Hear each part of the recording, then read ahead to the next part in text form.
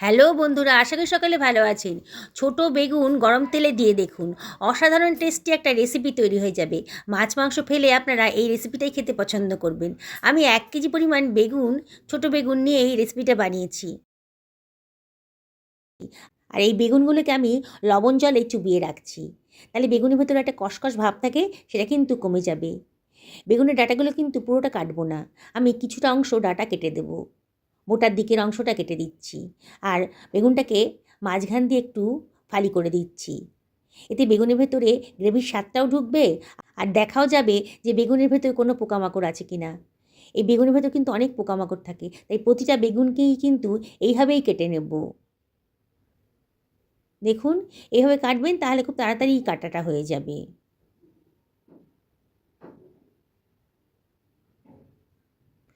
অসম্ভব টেস্টি রেসিপিটা আজকে তৈরি হতে চলেছে। আপনারা দেখুন, অল্প খরচের ভেতর দারুণ স্বাদের এই টেস্টি রেসিপিটা একবার যদি বানিয়ে খান না, বারে বারে কিন্তু বাজার থেকে এই ছোটো সাইজের বেগুন নিয়ে আসবেন আর এই রেসিপিটা বানিয়ে খাবেন। দেখুন, বেগুনটাকে আমি লবণ জলেই চুবিয়ে রাখলাম খানিকক্ষণ। এবার আমি মিক্সার গ্রাইন্ডার নিয়ে নিয়েছি, আর এর ভেতরে খানিকটা ধনেপাতা দিয়ে দিচ্ছি। বোটার দিকের অংশটা কেটে বাদ দিয়ে দেবো, আর ধনেপাতাটাকে আমি হাত দিয়ে ছিঁড়ে মিক্সার গ্রাইন্ডারে দিয়ে দিচ্ছি।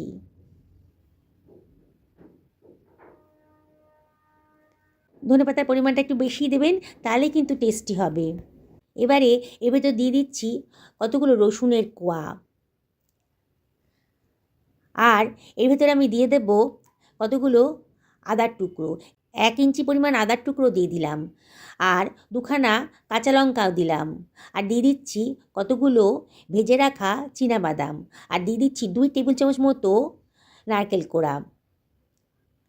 এবারে দিয়ে দিচ্ছি 2 টেবিল চামচ মতন জল, তাহলে একটা স্মুথ পেস্ট তৈরি করে নেব। দেখুন, কতটা সুন্দর একটা কালারফুল পেস্ট তৈরি হয়ে গেছে। এবার এটাকে আমি সরিয়ে রাখছি। এবার ওই গ্রাইন্ডারের ভেতরেই আমি দিয়ে দিচ্ছি একখানা টমেটো কুচি। এটাকে গ্রাইন্ড করে নেব। দেখুন, টমেটোটাও একটা স্মুথ পেস্ট তৈরি হয়ে গেছে। এবার এটাকে আমি সরিয়ে রাখছি। দুখানা পেঁয়াজ নিয়ে নিয়েছি, মাঝারি সাইজের পেঁয়াজ। আমি যে পরিমাণ বেগুন নিয়েছি তাতে দুখানা পেঁয়াজই যথেষ্ট। পেঁয়াজের খোসাটা কেটে বাদ দিয়ে দিলাম। এবার পেঁয়াজটাকে আমি ছোটো ছোটো করে কেটে নিচ্ছি। আপনারা ইচ্ছে করলে এটা গ্রেটার দিয়ে গ্রেটও করে নিতে পারেন। হয়ে গেছে কাটাটা, এবার সরিয়ে রাখলাম। আমি একটা ফ্রাই প্যান গরম করতে দিয়ে দিয়েছি। ফ্রাই প্যানটা যখন বেশ গরম হয়ে গেছে, তখন এর ভিতরে দিয়ে দিচ্ছি 2 টেবিল চামচ মতো সাদা তেল। আমি আজকে সাদা তেলেই রান্নাটা করব। তেলটাকে ভালো করে গরম করে নিয়েছি।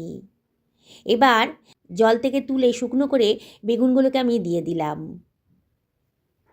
দিয়ে একটু নাড়াচাড়া করে নিচ্ছি।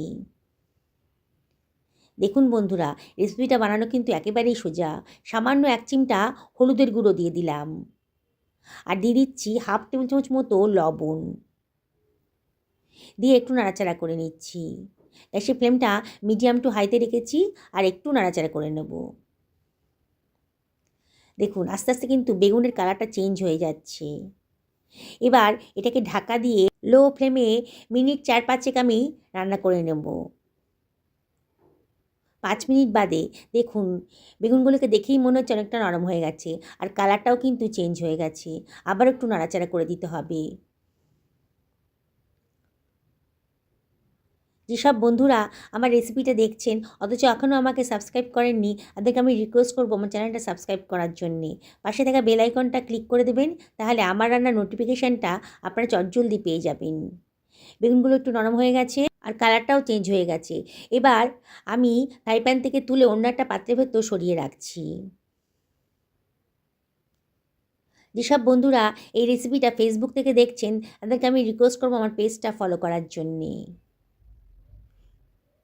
এবার ওই তেলের ভেতরেই আমি দিয়ে দিচ্ছি আরও 1 টেবিল চামচ মতো তেল। তেলটা অনেকটা কমে গেছিলো। আপনাদের যদি মনে হয় কম তেলেই রান্নাটা করবেন, তাহলে দেওয়ার প্রয়োজন নেই। আমি এখানে 1/4 টেবিল চামচ মতো গোটা জিরে দিয়ে দিলাম। গ্যাসের ফ্লেমটা লোতেই রেখেছি, আর জিরেটাকে একটু ফ্রাই করে নেব। এবারে আমি এর ভেতর দিয়ে দিচ্ছি কুচানো পেঁয়াজটা। দিয়ে সব কিছু ভালো করে মিশিয়ে নেব। অনবরত কিন্তু নাড়াচাড়া করতে হবে, নাহলে কিন্তু পোড়া লেগে যেতে পারে।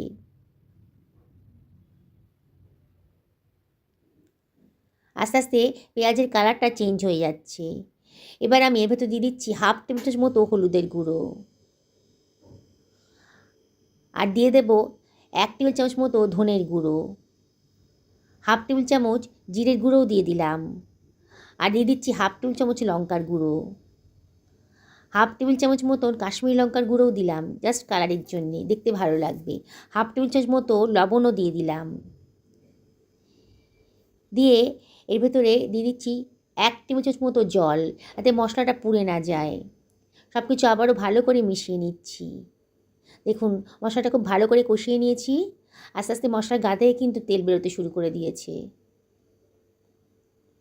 খুব ভালো করে মশলাটা কষাবেন, তাহলে কিন্তু রান্নাটা টেস্টি হবে। এবারে আমি ধনেপাতার পেস্টটা যে বানিয়ে রেখেছিলাম সেটা দিয়ে দিলাম, আর দিয়ে দিচ্ছি বাটি ধুয়ে একটুখানি জল, আর দিয়ে দিচ্ছি টমেটোর পেস্টটা, গ্রাইন্ডারটা ধুয়ে একটু জলও দিয়ে দিলাম। কোনো কিছুই নষ্ট করব না। এবার সব কিছু আবারও ভালো করে মিশিয়ে নিচ্ছি। আবারও মশলাটাকে খুব ভালো করে কষিয়ে নিতে হবে। বন্ধুরা দেখছেন তো কত অল্প সময়ের ভেতর দারুণ স্বাদের একটা রেসিপি তৈরি হতে চলেছে। আপনারা যদি একবার বানিয়ে খান না, বারে বারে কিন্তু বাজার থেকে এরম ধরনের বেগুন নিয়ে আসবেন আর বানিয়ে খাবেন, এতটাই টেস্টি হয়েছে। এবার ঢাকা দিয়ে আমি 2 থেকে 3 মিনিট রান্না করে নেব মিডিয়াম টু লো ফ্লেমে। 3 মিনিট বাদে দেখুন মশলার গা থেকে তেল বেরোতে শুরু করে দিয়েছে। আবারও খুব ভালো করে একটু নাড়াচাড়া করে নিচ্ছি। দেখুন আবারও মশলাটা খুব ভালো করে কষিয়ে নিলাম। এবারে আমি এর ভেতর দিয়ে দিচ্ছি ভেজে রাখা বেগুনগুলো। সব কিছু আবারও ভালো করে মিশিয়ে নিচ্ছি। দেখছেন তো বন্ধুরা কতটা সোজা বানানো। বিগিনার্সরাও কিন্তু একবার দেখলে পরে এটা বানিয়ে ফেলতে পারবেন। একবার যদি বানিয়ে খাওয়ান না, বারে বারে কিন্তু পরিবারের সবাই আপনাকে রিকোয়েস্ট করবে বেগুনের এই রেসিপিটা বানানোর জন্যে। যারা বেগুন খেতে পছন্দ করেন না, তাদেরকে একবার দিয়ে দেখুন এই রেসিপিটা, চেয়ে চেয়ে খাবে। মিনিট খানেক ভালো করে নাড়াচাড়া করার পর এবার আমি দিয়ে দিচ্ছি 1.5 বাটি পরিমাণ জল, ছোটো বাটির 1.5 বাটি জল দিয়ে দিলাম। আবারও সব কিছু খুব ভালো করে মিশিয়ে নেব। এই রেসিপিটা লুচি, রুটি, পরোটার সাথে দারুণ খেতে লাগবে। ভাতের সাথেও কিন্তু ভালো লাগবে। পোলার সাথে খান না, তাতেও ভালো লাগবে। এতটাই টেস্টি রেসিপিটা।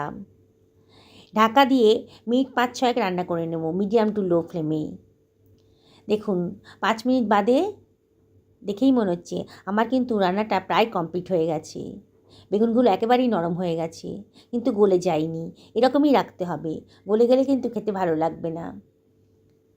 এবারে এর ভেতরে আমি দিয়ে দেব 1/2 টেবিল চামচ মতো কিচেন কিং মশলা। কিচেন কিং মশলা না থাকলে গরম মশলা গুঁড়োও দিতে পারেন।